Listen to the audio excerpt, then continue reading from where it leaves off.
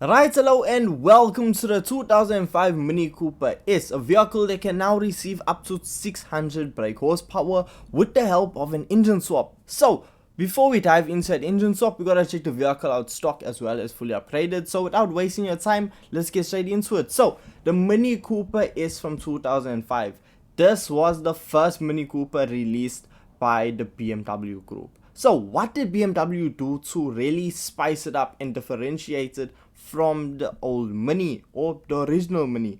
Well, we see that this vehicle has a 1.6 liter inline 4-cylinder that is supercharged, pushing out 167 brake horsepower. Its front engine, front wheel drive. It only weighs 1,180 kgs. Now the thing is, yes, they did add a bit of modernness, and the fact that this Mini is twice the size of the original Mini, it does not take away from the fact that you are able to recognize this as a Mini Cooper, because we find that with its large diameter headlights, the characteristic front grille design, it's just so reminiscent of the original 1959 model. So it is clear to say that this is the successor of that Mini Cooper. So look, according to modern day times, 167 brake horsepower is not much, but back in 2005 this vehicle was an absolute pocket rocket, and we can feel that in Gran Turismo 7. Yes, if we start looking at it compared to modern day vehicles, it's not really that fast, it's not really that exciting, but for a vehicle in 2005 to be pushing out this type of power and just handle the way that the Mini Cooper does, it's quite fun. With it being front wheel drive, we do find it understeering quite a bit, but overall the vehicle's decent. We can't expect wow supercar level of power, because that's not what this vehicle is. I mean, under braking, yes, as I said, we have understeer, but it's also a bit sketchy at times, sense of excitement almost, because you can really push the Mini and come out the other end unscathed. Look, you aren't going to be setting record breaking lap times with this vehicle, because bone stock, you are averaging lap times around the 2-minute 10-second mark. Well, my fastest lap time was a 2-minute 6-second lap around Kyoto Driving Park. So frankly, it's nothing really amazing, but it's still fun, and you can almost feel the characteristics of what they say when they bring up that it's almost a go-kart for the road. So stock, it's but I feel like once we do throw some upgrades towards it, we can see an improvement. So with the standard engine, when you head on over to the tuning shop, you can start adding some, well, decent power to the vehicle. We see that fully upgraded, the vehicle produces now 301 brake horsepower and 967 kgs, which frankly should make quite the improvement over standard. Now, if we head on over to GC Auto, we can see the visual customization options that we have for the Mini Cooper. So we see that we have one option for a front lip, one option for a side skirt, we have no option for a rear diffuser, and we have a wingless and a single option for a rear wing. So customization is quite limited for the Mini Cooper, but we can add a wide body kit, so I guess that is something else. So now, with the Mini Cooper fully upgraded, it is worlds better. It's just so much better. Coming down the main straightaway, we are able to do 220 kilometers per hour, which still isn't really breathtaking, but it's a big improvement over standard. And the fact that the vehicle handles so well now, there's no real understeer if you set it up right. It just takes curves, and there's really no hassle. The vehicle is super easy to drive and just overall decent.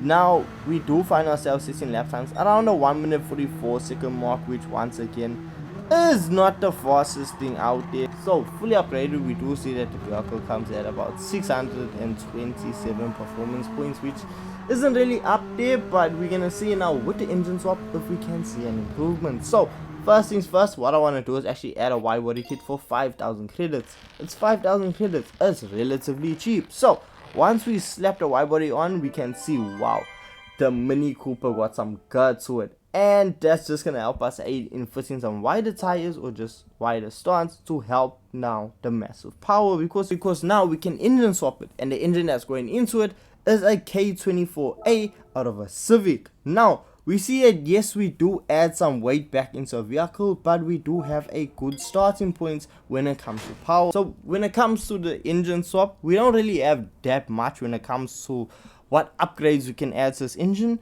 But once we do add all of the upgrades we can, we see we are left with 599 brake horsepower and a vehicle that weighs 1050 kg. So a vehicle that's still incredibly lightweight and produces double the power that the standard engine could produce. So does that mean we're gonna get double the output from the vehicle?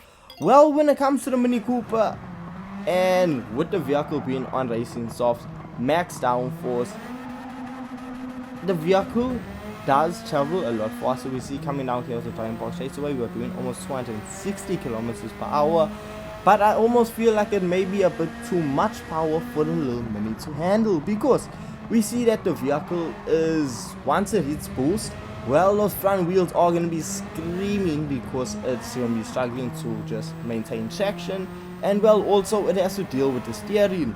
And what was actually quite surprising, the understeer with this Mini isn't that bad.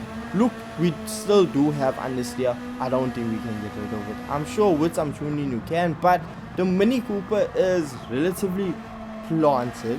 It may struggle from time to time to put the power down, but when it does put the power down, you really do start moving. Now, when it comes to lap times around here at Driving Park, I do find myself sitting lap times around the 1 minute 40 second mark, which frankly is not amazing. Compared to modern day standards. Even with the engine swap, the little Mini is not able to set blistering fast lap times.